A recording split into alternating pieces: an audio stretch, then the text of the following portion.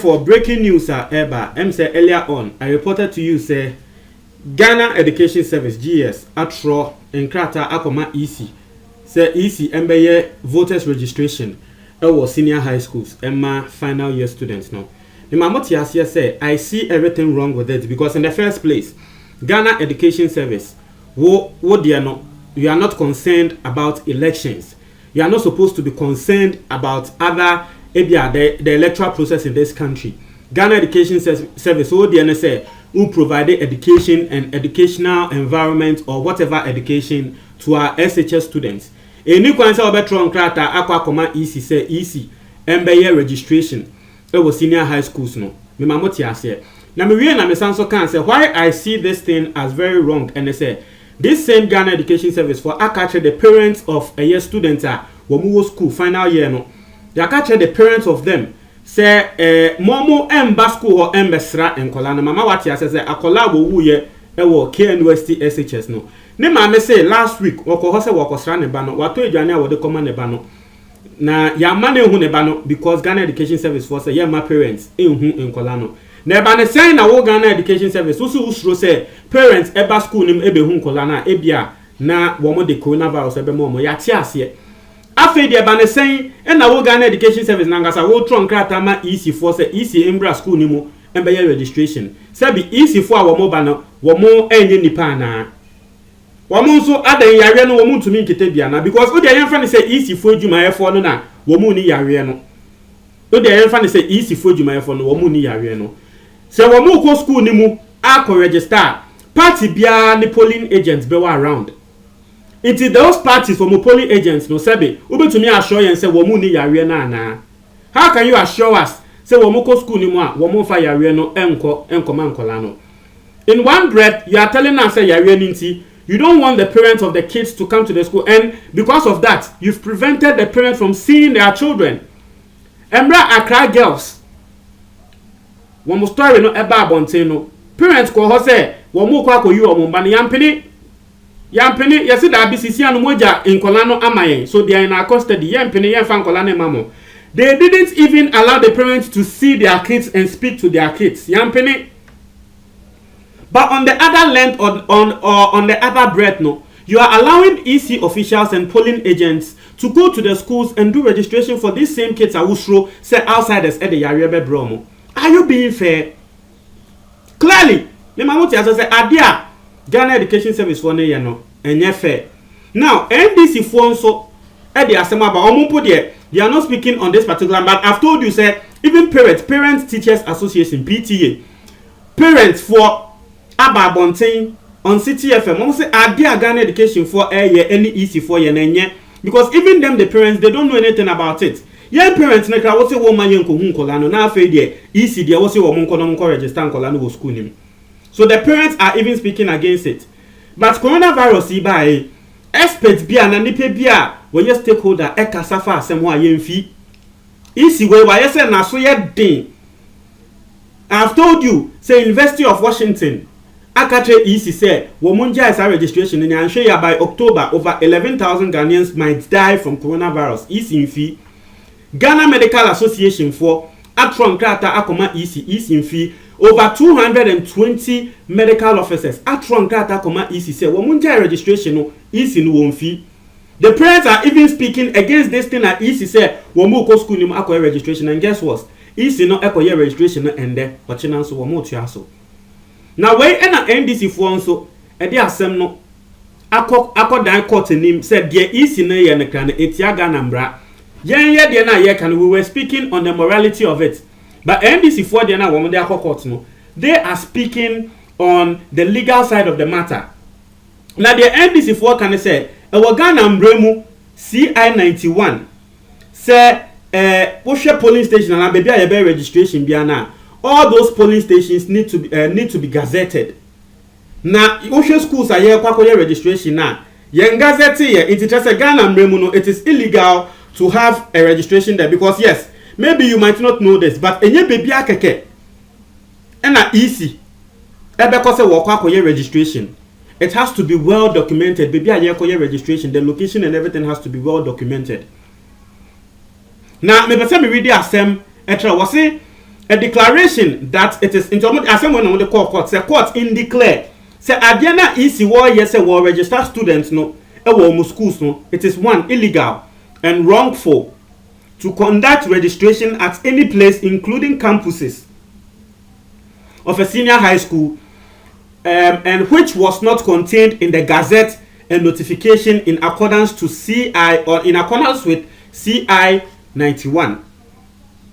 I say a declaration that any such registration of voters, including students, that take place at any ungazetted and unpublished registration center, including senior high school campuses, is null and void of no legal effect.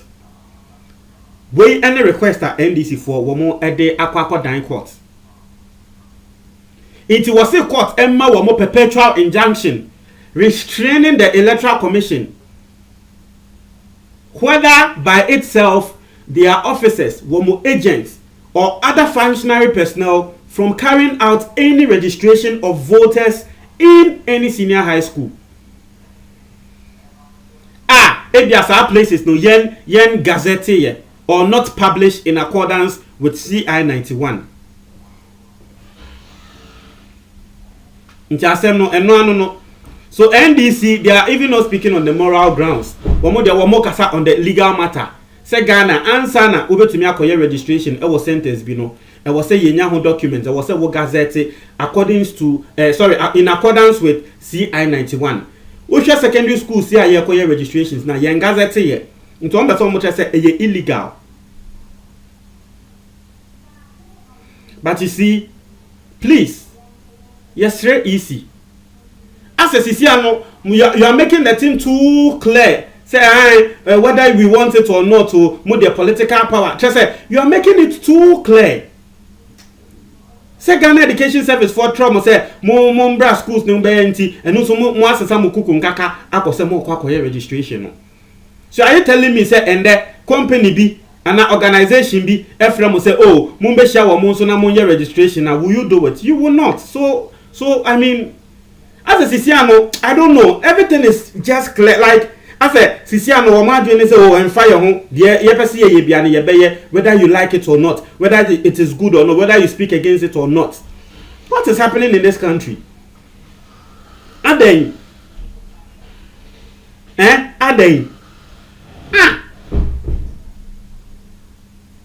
and you better what people so oh you go schools ni more you better social distance and that time you can wa bontia and there we are seeing videos social distancing way. What is going on? Ghana are like Mentias here, all of a sudden those who are supposed to be speaking on things like this are quiet. All of a sudden media I also mokasa won say it so no they are quiet. Meanwhile media nehu. When we say, my parents enko school ni mo enko hwehwe nkola na enko hu nkola no. Nkola ya school ya wo mo okra no, nkofu ye ma hwehwe omo, nkofo ka se man nkola ni nkofie. We say that be still me my parents embe hu omo. Nanso EC officials and the polling agents there and it's as if when it comes to other things, yeah just say oh ya we wo ho yes, but a political power and election and politics one now for you forget to say yare wo ho and then coronavirus no who say wo your politics are enche wana. I clearly don't understand into the easy boss no or that just say wo otumida da enya na adwen enya peace of mind edda dwen ne ho sa ana edda enya eye fine sa engrofo bi edito ne so say wo nya coronavirus no omu dinkan ba bonte be ka se wo munyae na nipa bonefo bi a wo mo pe bone ema no na wo mo hye da aka se wo nya coronavirus na say onim se coronavirus ye yare a enye bonim se wo nya eye bone inja na wo ka se nipa bonefo bi na empe ni ye inja no mo se wo nya coronavirus no. And so why will you be putting our kids in harm's way like that? Who is the boss no uncle ground so uncle you or no tini baby you? What is going on in this country? And then ekoso why? So because it is our political party, we shouldn't speak. Because it is our political party, our more yeah so we shouldn't speak. why enyama bi wo ho a tre say udwen ho kra wo nti ase ade de eba no kojo na wo ye na wo si nipa bia wo ye sa na wo ye makojo a edu amanso a na wo ye the same thing na wo de eba kojo a wo se yane de den edu amana na wo go nsem say oh when you say it is clear wo so wo ma parents me hu omo wo so say wo mo de yare beba